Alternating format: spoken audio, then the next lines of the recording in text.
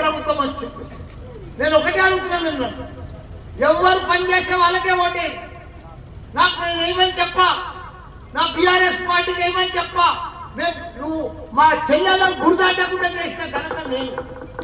కాంగ్రెస్ ఏం చేసిందో చెప్ప. 2 ఏళ్ళు అయింది, ఒక్కరి ముఖమైనా వస్తున్నా ఈ ఊరికి. మీ ఊరికి ఒక్క కాంగ్రెస్ నాయకుడు అని వచ్చిండా? ఒక్కనాడని వచ్చిరా? కాంగ్రెస్ వచ్చింది, నీళ్ళు వస్తున్నాయా సరిగా మీ ఊర్లో? కేసీఆర్ ఉండగా రోజు దినం తప్పి తినవచ్చు. అదే కాంగ్రెస్ వచ్చింది, వారానికి ఒకనాడు కూడా వస్తుంది.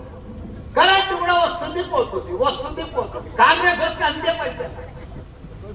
మనకు 4000 పింఛన్ ఇస్తాను గుళ్ళో ఒట్టు తిన్నారు, కాగితాలు రాసిచ్చారు ఎలక్షన్ల ముందు. మన ఆడపిల్లలకు 2500 ఇస్తాను, మన కాలేజీ పోయే పిల్లలకు స్కూటీలు ఇప్పిస్తాన్నారు, తులం బంగారం ఇస్తానని కళ్యాణ లక్ష్మి. ఏది లేదు, అన్ని డబ్బాలు కొట్టుకురు, ఓట్లు వేసుకురు, సీఎం అయిపోయి